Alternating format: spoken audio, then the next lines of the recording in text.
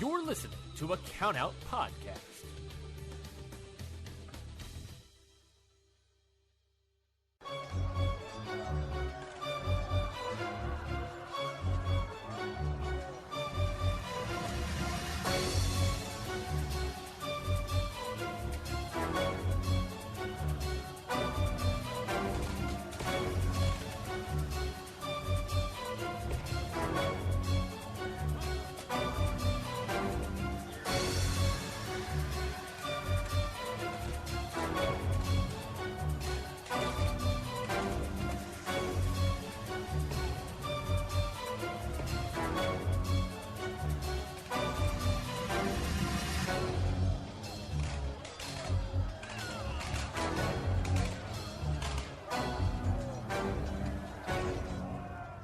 What's going on, everybody? Welcome back to another episode of Independent Waters. I'm your host, Mikey Manfredi, and joining me, as always, is the other host of this show, Zach Radical Batista. Zach, how you doing, my man? I'm doing really good today. I was a bit tired in the start of the morning, but I'm most excited for the fact that wrestling is really good everywhere these days.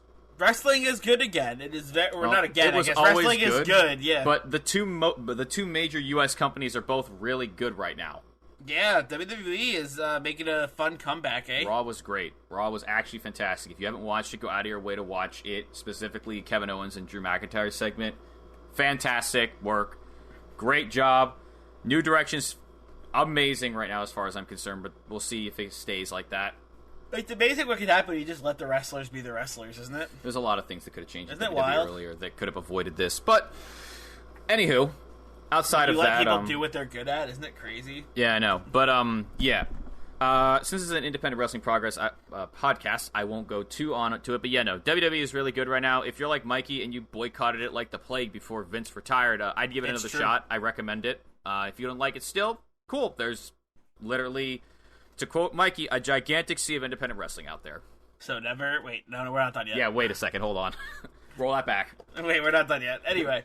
Why don't we, speaking of independent wrestling, why don't we crack into some? Zach, we have 3 matches this week coming down the pipeline. Yeah. And why don't, I believe, I picked the majority of them this week? I think so. Yes, because Yeah. I believe I picked Reed and Wentworth versus the House of Spades from a promotion called Local Pro Wrestling. Yep. And I picked Victoria and Skylar from Limitless Wrestling. Zach Batista, what did you bring to the table? All right, I'm going to try something new on you right now. Off to Starboard, I see the match I picked, which is Justin Corrino versus AJ Radical at 907 Pro Wrestling Academy. I'm in. We should have done that early. I literally thought, I'm like, why don't we just say, like, we see it on the... I don't know. Like, what the fuck? Because I don't know which parts of the boats are which. We'll learn it in time. Yeah. It's a learning process. Anywho, this week, outside of Keeping up Limitless with Wrestling... our pirate-themed podcast name that we never actually kept up with. Ever. But yeah, very, very local wrestling this week, outside of Limitless. Yeah. I'm stoked about it, though, because it's a nice way to see some fresh faces, I think. Yeah. All right, we're starting off with the tag match, correct? Yes. Why don't we jump right into the tag match? Let's jump into Reed and Wentworth versus the House of Spades from Local Pro Wrestling. Zach, I believe you have the information on all of the tag teams here, because I couldn't find it for the life of me. Oh boy, howdy, did I go on a fucking deep sea dive for these fucking names. Facebook, Instagram, fucking YouTube, fucking bad quality videos on Facebook. But I found their names. I'm glad. For some reason you want to watch this match, because you want to watch some more local wrestling, for the House of Spades, the smaller guy is Bobby Chrono. And the larger lad with the dreadlocks is Ray Zion. And for Reed and Wentworth, the bearded guy is Wentworth, the other guy is Reed. Yep. But sounds God, right. I was like this when I saw them. I was like, wait, where's their names? I'm like, where the fuck are their names? And I was like, come on, my guy, this can't be hard, right? And I found one guy on an offhand video, and I was like, okay, maybe if I find this thing, and you know what I felt like an idiot for, Mikey? What? At the end of the match, it says their names. Of course it does. Right at the very end when you win, it says, winners! House of whatever. Yeah, spoilers. House of Spades. Yeah, their names. And then because of something happens after, it shows the other two guys. And I was like, oh my god, I literally could have saved myself like 15 to 20 minutes if I just And waited. I shut it off. I shut it off early because I was kind of in a rush to watch these. Oh my god. god. So as soon as like the result happened, I was like, all right. Oh man. So good. We both missed where they said. Why would you say the people's names at the end of the match? I don't know. I will say, by the way, there is one thing you and I did notice though in this match, and it was a through thread for this entire episode. No commentary. I guess that's what we get for complaining about commentary on verbatim for like 2 of the matches last week. Like we just got no commentary for this entire episode. Yeah, right. The wrestling gods were like, "All right, you want to complain about commentary? Guess what? You don't get it. You just don't get it. Appreciate what you have." It's like fuck. It's like, damn, you got me. Yeah, like literally, like I was like, I can't even. I was like, yeah, you boomed me. What are we gonna say? Mm-hmm.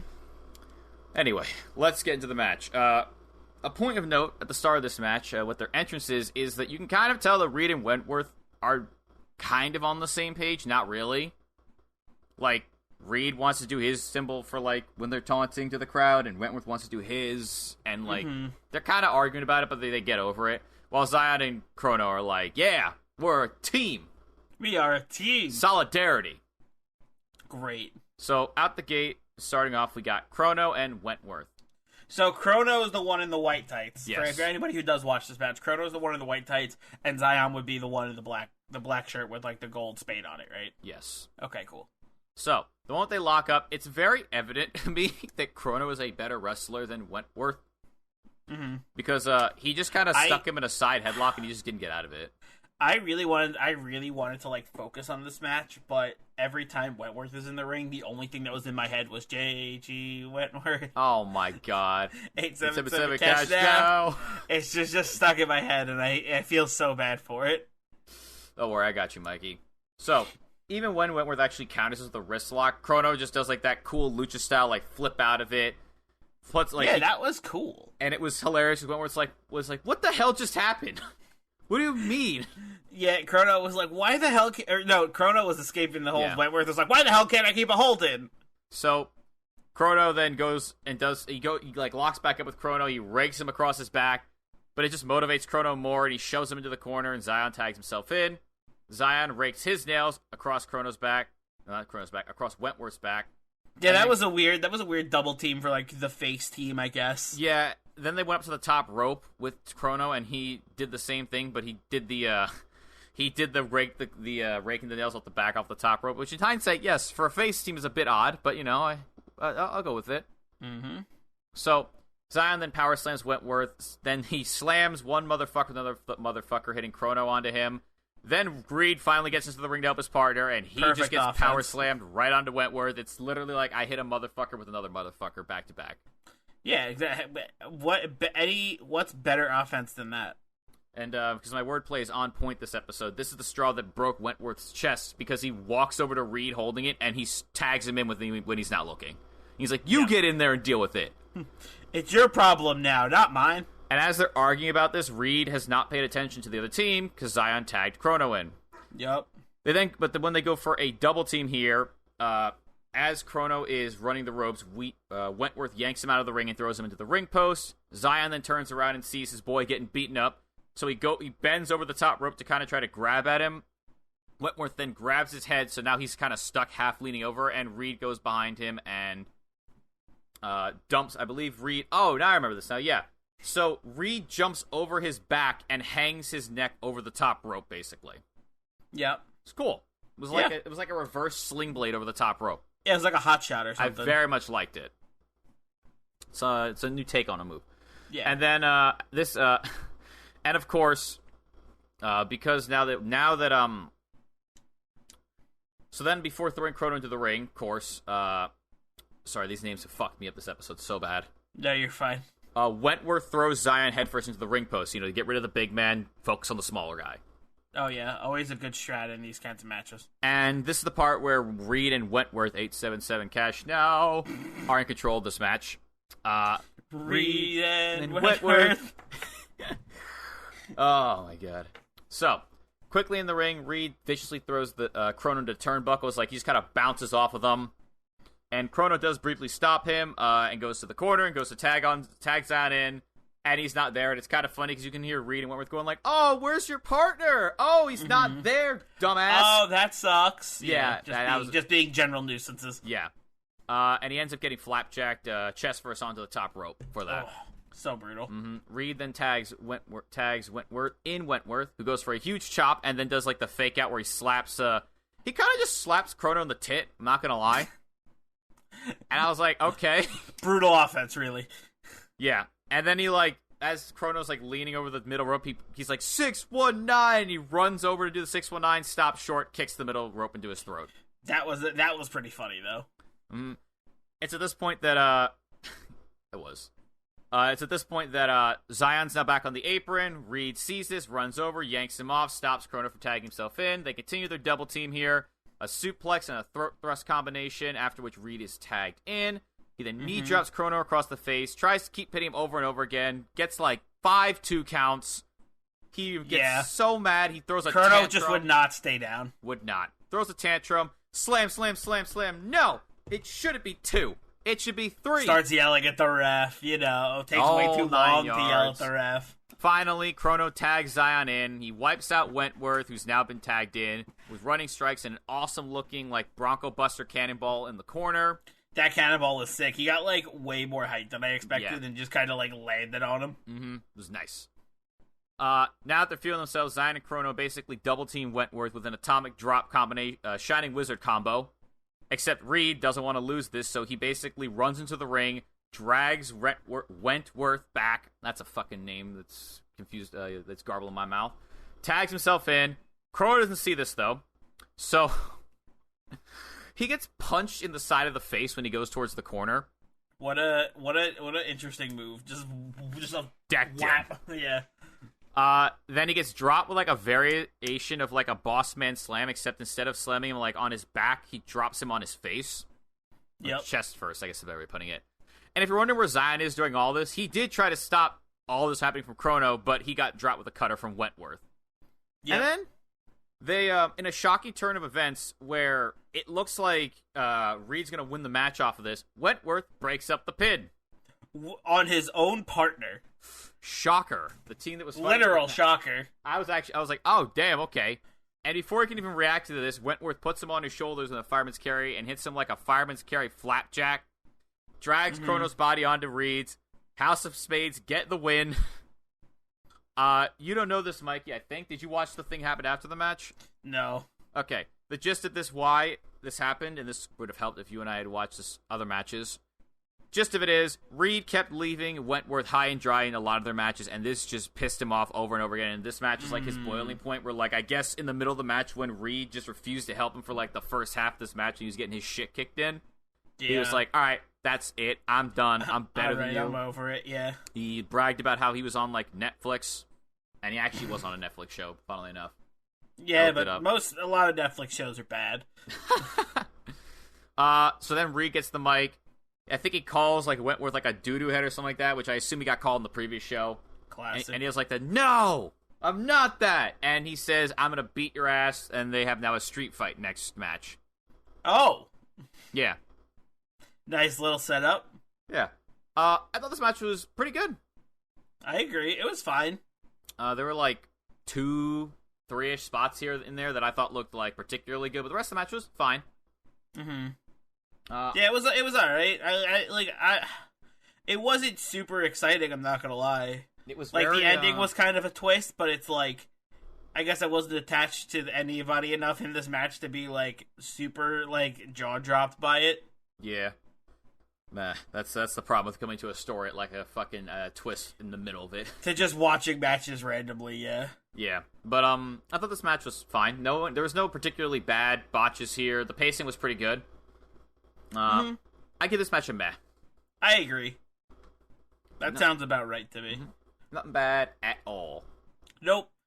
Alright, so why don't we move on to our next match then, which is, we are taking a look at, where did my notes go? Justin Corrino versus AJ Radical at 907 Pro Wrestling Academy. There they are. I thought I was about to go Thank you, Batista. No problem. I thought I was about to do like one of those like fucking infomercials for the credit thing. Fuck me. Infomercials and no commentary. That's what this episode is right now. Flawless. Again, no commentary. Though there is something weird about this. I didn't know this when I picked this match about the commentary, about the audio. They say there's no audio, but it is there. It's just not very loud at all. Yeah, it's very, very, very muffled. Quiet. It's like someone like took like a pillow to this match's face and tried to smother it out, but the match is like still getting through like the chops and stuff and is still kicking. Yeah. Yeah. I will say though, the crowd loved AJ Radical. Like I can. Yeah, you they can were hear very that. behind him. Very much love AJ Radical. And they did not care for Corrino or hate it. He was a heel. What do you expect? Yeah, that's fair. And he lived up to his heeldom because right as the match started, he just got out of the ring. It was just like, I need a second, I need a breather. And I'm like, fair enough, I guess. Yeah, right. Like, hold on. I need to get myself prepared. And it kind of just shows how much of a pretentious twat he's being here because when they get into the ring and they like lock up, Corrino like handedly takes control of this match with like stiff strikes. He puts Radical in a corner, chops the shit out of him, beats him down. Like, he very quickly asserts control over this match. Yeah, really showing off that he is overpowering Radical here by a lot. Radical is able to get back into the match momentarily by quickly reacting to a fast pin with like one of his own after he gets knocked to the mat with a shoulder tackle. He then sticks Corrino in a side headlock, but Corrino gets out of it by shoving to the corner and then sucker punching him in the gut.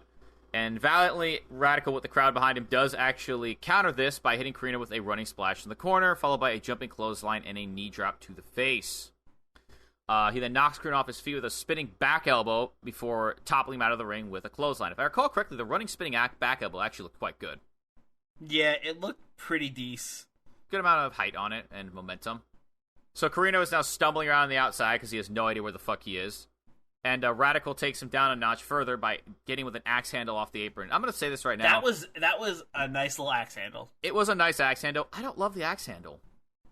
It is kind of boring looking. Like, I rarely see... Like, if there was ever a wrestler... It is boring looking, but I do appreciate a good one.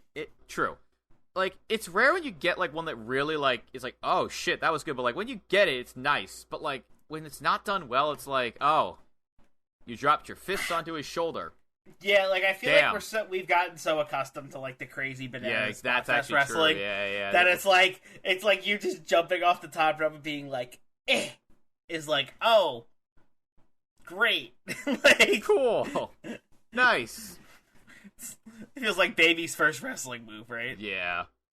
So, I will say here, after this, a nice little axe handle. While Radical does throw Corrino into the ring, Corrino quickly recovers, fights back, and it causes them both to kind of like duke it out on the apron instead. And in the end, Corrino wins by knocking Radical into the apron. Yeah, and he that was dope. Beat the fuck out of Radical in and out of the ring after this. And as you would have guessed, because Radical is like this promotion's, I feel like, very big face, like the mega face. He valiantly fights back. He doesn't take this lying down.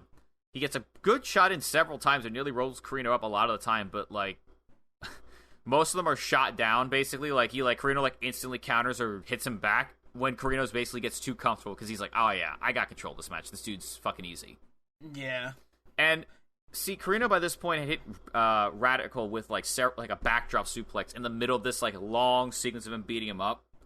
And since it worked out so well before, why not try it again? Why not? Well, here's why. Thank you.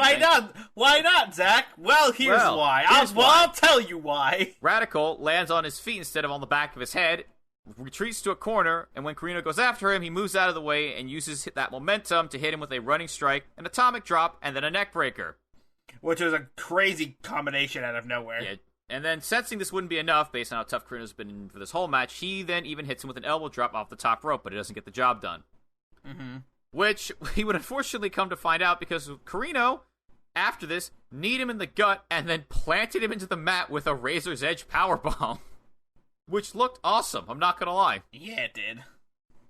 Corrino then tries to continue the assault from before by uppercutting Radical in the face, super kicking him in the face when Radical tries to counter him with an Irish whip.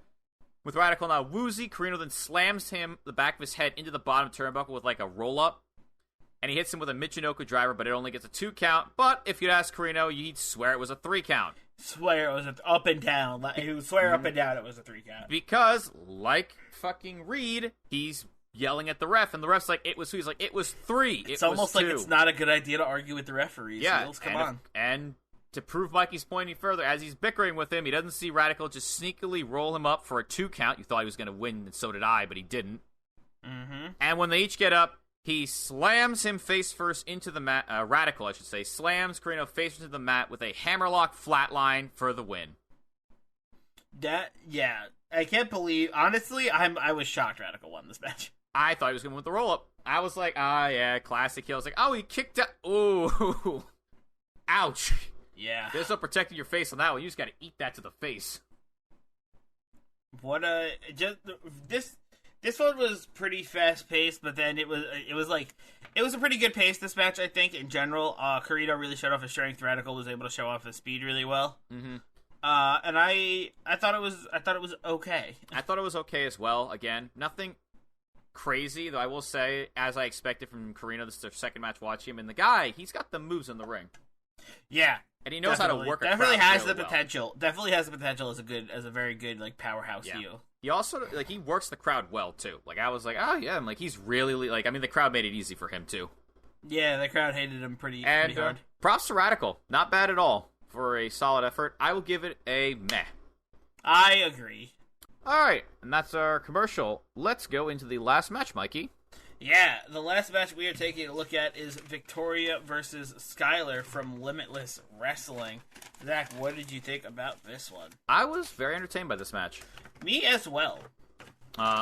So this match is a very sports entertainment feel for a couple of spots. Like the first spot.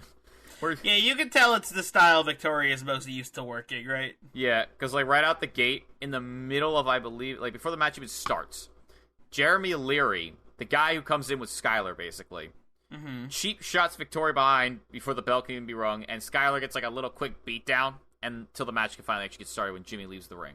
Or Jeremy leaves the ring. And the whole time Jeremy's telling her to keep beating down Victoria, but the ref's like, no, none of that. Match is starting. Stop. Except contrary to what you might be thinking, Victoria doesn't really look hurt at all. Just extremely pissed off. Yeah, she's like, just ring the damn bell. And further, ref's like, really? Are you sure? Are you good? She's like, yes, ring it. And the moment it rings, she blasts through Skylar with a spear, grabs her by her head on the mat, slams it into the mat several times, and then just straight up chokes her for a little bit. Yeah. Great start to this one. When she picks her up, Victoria throws her back down to the ground with a waistlock, and then puts her in a fucking Muda lock to start the match off. Victoria's not playing after that. And Skylar's pleading for help, please help. Someone get me out of here. She made a mistake. Until Victoria eventually breaks the hold of her own volition, which lets Skylar spear her back into the corner to force her to break the hold, because I believe if I recall correctly, Victoria grabs her again as she's gotten up to her feet. Mm-hmm. And of course, Skylar can't help herself because she's a absolutely horrendous heel. So she gets a nice cheap shot to the chest on Victoria before she backs off. She turns around, and she would quickly learn why this is not a wise move. The viewers would know why, because you could just see Victoria's face drop the moment she does it. Oh hell, fucking no, you didn't just do that. Yup. So she turns around and just sees Victoria staring. If a look could kill, this would. And she's like, fuck that, runs out of the ring, starts running away from Victoria around the ring, and the whole time she's like, I'm sorry. She's begging for mercy, and she goes through all of Victoria's name. She calls her Victoria, she calls her Lisa Marie Veron, her actual name. She goes through her whole 9 yards of everyone she's been called. Yeah. Pleading for mercy. Very much entertained me, this. I was like, that's a fucking great. That's great.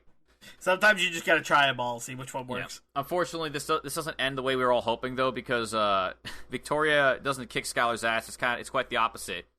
Jeremy, being the absolutely obnoxious heel that he is, and valet, very obnoxious, yeah, yanks out Victoria's feet when she's gets into the ring with Skylar, with the rest got his back turned. So Skylar beats the shit out of her. No commentary and lots of distracted refs this week. Yeah. Thankfully, the crowd was hot, though, for this match, so I didn't actually even realize this match had no commentary until Mikey mentioned it to me before we started recording. Yeah. The crowd very much wanted Victoria to win this. Who doesn't? So yeah, Skylar beats True. Victoria is awesome. So Skylar beats the shit out of Victoria for a while, and during this time there's like an awesome spot that I liked where Skylar stood on Victoria's hair and pulled up, and because Victoria got like a really good bridge, it looked like she was pulling her hair like all the whole length up. Mm-hmm. Thought it looked gnarly. It was gnarly looking, you're right. It looked like that probably hurts so bad. Probably. Makes me glad I don't have long hair, really. Honestly, I don't think it hurt that much, only because she bridged so high up. So she was basically only standing on her roots while she was just holding herself up. Not her roots, the tips. Yeesh. So, after this, Skylar throws Victoria out of the ring and, of course, distracts the refs so that Jeremy, our favorite valet in this episode, beats the shit out of Victoria some more. The best manager. Mm-hmm. So, following this, he throws Victoria back to the ring. She's leaning on the middle ropes, recovers. So, Skylar does, like, the tranquilo thing, but, like, kind of like the paint me like your French girls pose. Except what she does is she wraps her, like, the cross... Very good way to describe it. Except she wraps her legs, like, around Victoria's neck as she does it. Very heelish. Very much enjoyed that. Like, Jeremy is below taunting because he's done stuff in the match, too. Why not, I guess. You're right. But Victoria very quickly, like, starts moving, so she's like, oh, that's unfortunate. You ruined my fun. Time to beat your ass some more. You ruined my fun. Time to beat your ass some more. Mm-hmm. The crowd's booing her as she's beating down Victoria.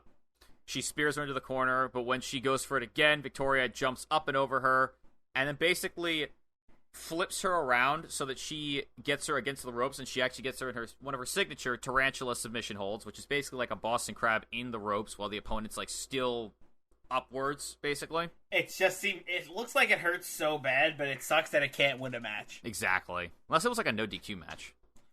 Very true. Or like an I Quit match or something. I still never see anyone win with that hold, but I would love to see that. I feel like I've seen Orton do something like that to Cena in an I Quit match. You know, like wrap him up in the ropes. Yeah, I could see that. That's how Cena won the submission match against Big Show, right? Where he wrapped him up he wrapped his legs up in the ropes and into the STF. My favorite win for one of those is still when Cena tied up Batista's legs with duct tape on the rope and he couldn't get out and he won by technicality. Some people were pissed out as a kid. I was like, that's fucking ingenious. He's got a giga brain. What the fuck? Like, hey, if you can't stand up, you lose the match, right? Mm-hmm. All right. They didn't say how if you can't stand up, but just if you can't stand up. Yeah, exactly. Sadly, we have to end the fun times here, though, because when Victoria goes hit Skylar with a senton leg drop, Skylar moves out of the way, drop kicks her in the back. We're back at Skylar dominating again. Yep. Grinds Victoria down the whole time she's trash-talking the crowd and her to her face. And eventually Victoria, like, starts to hulk up after eating a knee to the face, but gets cut short when Skylar Pele kicks her in the side of the head. Doesn't get her the win. Skylar was getting in some nice shots this match. It doesn't get her the win, but again, another theme. Boy, howdy, does it get her pissed off, and she starts to, like, throw a tantrum when this doesn't get her the win. Yeah. That's two themes we've got running through this match, or through these episode. So... Except, whereas the other heels argue with the refs, Skylar instead gets right up in Victoria's face, calls her, like, garbage. You're not even worth my time in the ring. You're old and bad, or whatever, basically. I was like, wow, tell her how you really feel. You're old and bad. Mm-hmm. Then she Irish whips her, but she gets caught off guard because Victoria takes her down with a swinging facebuster instead. They're both down but not out at this point, and after a bit they both get to their feet. And in a return to earlier in the match, Victoria starts to dominate with back-to-back strikes, then hits Skylar with the spider's web, or a fireman's carry into a swinging sidewalk slam. Mm-hmm. I didn't even know this was a signature move, but I had to look it up just to make sure, because I couldn't figure out what to call this, and I was like, she must have done this in WWE at one point. And she did. This has to have been something, yeah. It's not enough to win the match, though. It's the winner... Oh, sorry. No, we're almost there. We didn't get there yet, yeah. We're almost there. It's not enough to win the match, though, so Victoria goes for a moonsault, and while it looked great, Skylar moved out of the way, and she flat out lands face on the mat, and then gets locked in a Muda lock. Yeah, that was rough.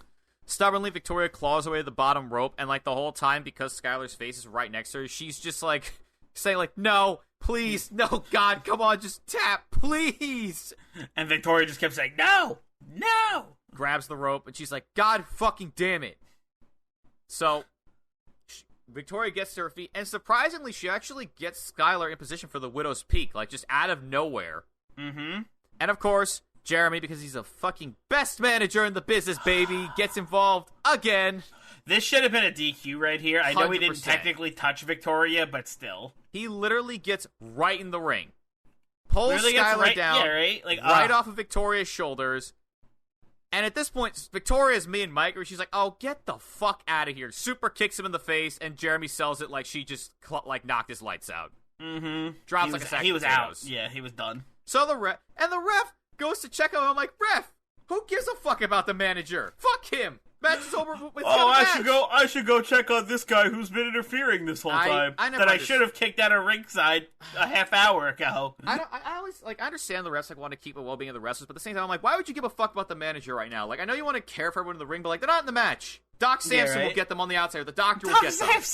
Leave it to them. They'll figure it out. Focus on the match. God damn it. Anyway, the medical team will take care of them. I'm annoyed with this because it happened. This doesn't mind me as much, but unfortunately, it's gonna ignore it. It annoys Victoria a lot because Skylar gets a pair of brass knuckles and clocks her in the jaw, knocks her out, and pins her. And when the ref turns around, he sees this. He's like, "Oh well, 1, 2, 3." Yep. And Skylar wins. Boo! Fuck this. What the fuck? Everyone's like, this is so much bullshit. They get up. Skylar's like, handshake? Handshake? And Victoria's like, yeah. No, fuck you. Get hit with the Widow's Peak. She fucking deserves it, man. And I was like, her manager kept getting involved all match. I literally, I just wanted to see a Widow's Peak, and I got to see it. I thought this match was... Batista satisfied. I was satisfied. I was like, she didn't win, but I'm glad she put someone over, and I got to see the Widow's Peak, and I got to see Jeremy get kicked in the face, so I'm pretty happy. Fair enough. I thought this match was very entertaining. The heels, both of them, did a very good job being extra scumbaggish, is what I put down here. Scumbaggery was off the charts for this match, and it really made the crowd want to see Victoria win. Mm-hmm. Which made the pop for when she hit the Widow's Peak really loud. Probably louder if she actually won the match. And Victoria did I expect none less for Victoria to do a solid job in the ring, making Skylar look good. Victoria's an absolute legend. I liked a lot of this match. I liked, and now thinking about it, Skylar had really good facial expressions throughout this match. Did a really good job of just playing up the crowd. I will actually give this match a high Met, because while I think the match itself was fine, I thought that some of the spots added in or sprinkled in with the crowd made it much more entertaining than the other ones. I agree. I like high Met for this one. It was solid. The wrestling was good. And it was just a fun, like you said, it was just a fun match to watch. Yeah.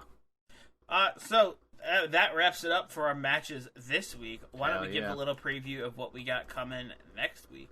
Oh, baby. I think you got the majority of the matches, so I'll go first.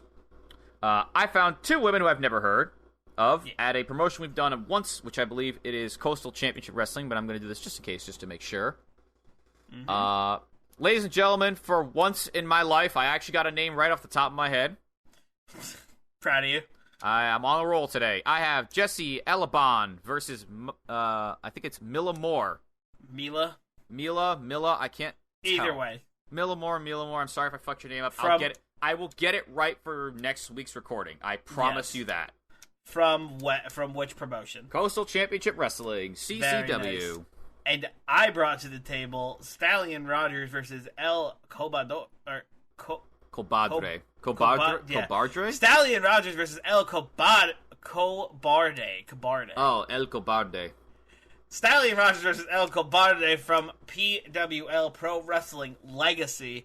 Our friends over in Texas. And Enjoy Wrestling. We got Bussy taking on the Runway in the first round matchup in the Enjoy Wrestling Tag Team Cup. Ooh, I don't think I've actually ever heard of the Runway.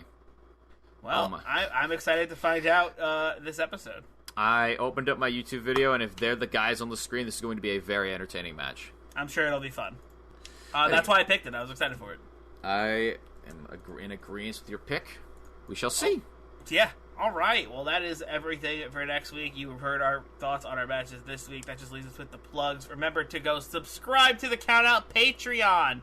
If you subscribe to the Countout Patreon, you can get a ton of exclusive content for your ears only, and anyone who subscribes to the network, you can get stuff like exclusive audios like our D&D podcast,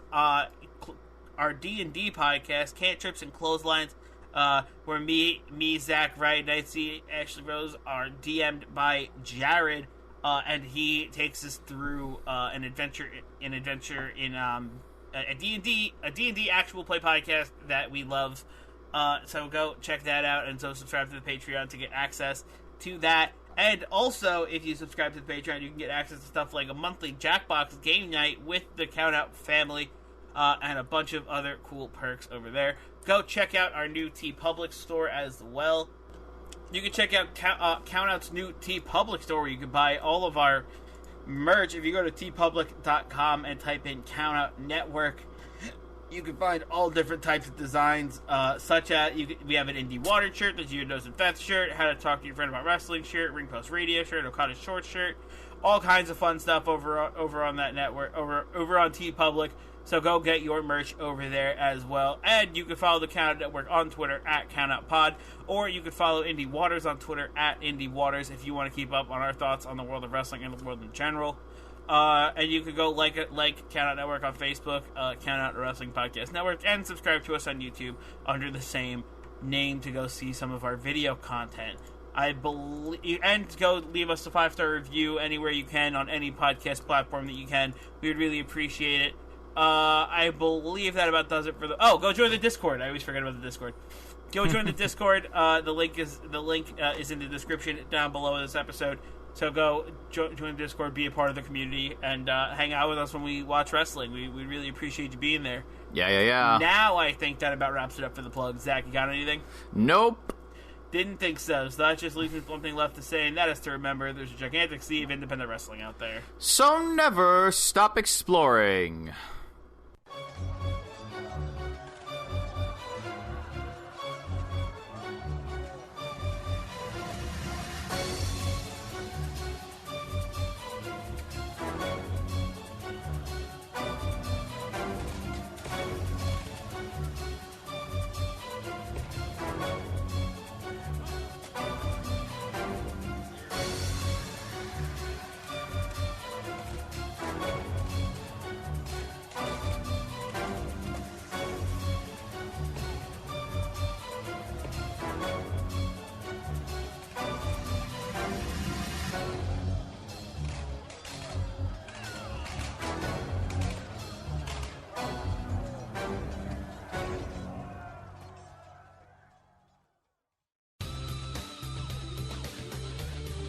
This has been a Countout Podcast.